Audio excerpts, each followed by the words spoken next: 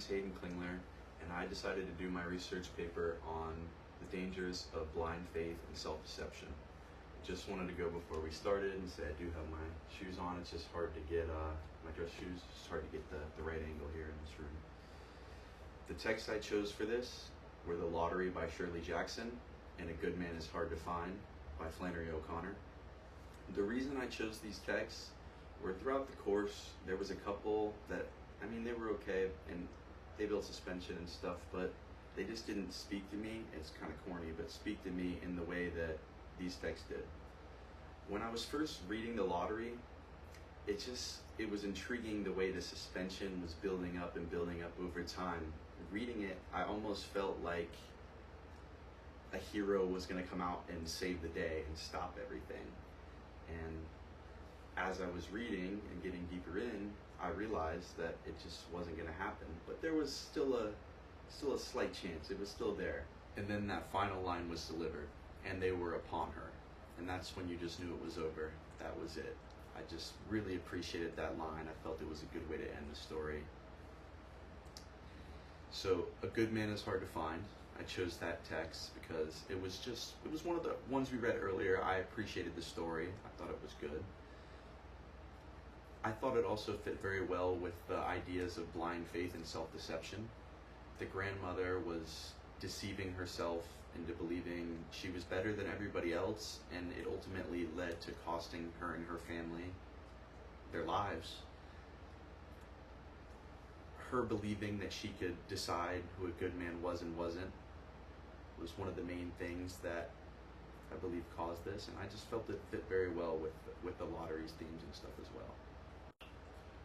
So my thesis is, although faith and trust in society can be a good thing, blind faith, self-deception, and denial can lead people to a point at which there's no coming back from.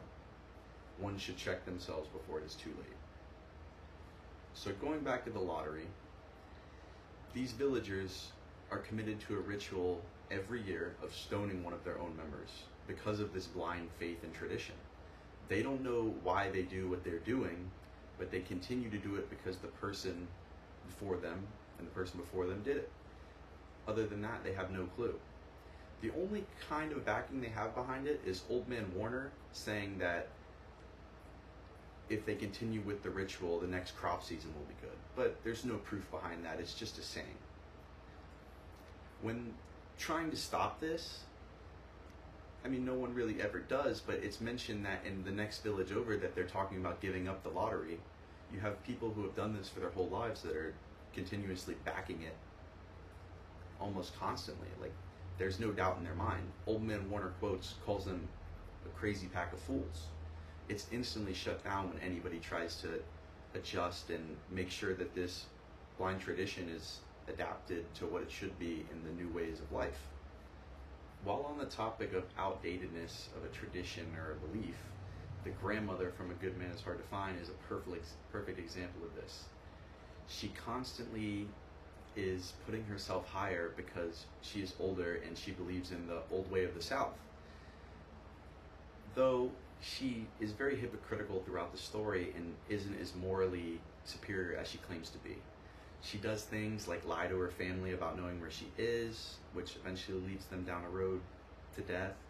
She sneaks her cat onto a family trip, which causes the accident, leaving them stranded for the misfit to find them.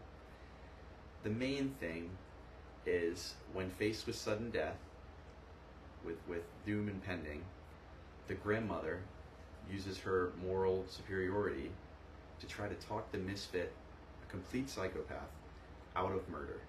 Her claim is she could tell who a good man is and isn't because of the way she was raised and because she believes she's morally superior. This claim is what gets them killed. She's trying to talk someone who's mentally insane out of murder just by telling him that she knows she is a good man because of the way he looks and presents himself or talks. Because seems to be someone raised in the Old South, and that's what she believes makes a good person what it is. In conclusion, faith and tradition, when used in a positive way, being constantly checked and reevaluated to make sure it fits the current times, can be a good thing. In other times, like these two stories and examples, it could be a bad thing. The lottery being a murder ritual that is followed through with and never changed, or the grandmother's belief in an old value system of the South that just doesn't fit what modern day is anymore. Either way, when used properly, it can be good. In these two stories, it is a far drastic example of being used in a negative way that leads people to impending doom. So, in order to stop yourself from becoming these people or believing in a blind faith, you should check yourself before it is too late, as it was for the grandmother and her family, and as it was for Miss Hutchinson, who was murdered by her own people for a tradition that was made years and years ago that she knows no reason why it continues.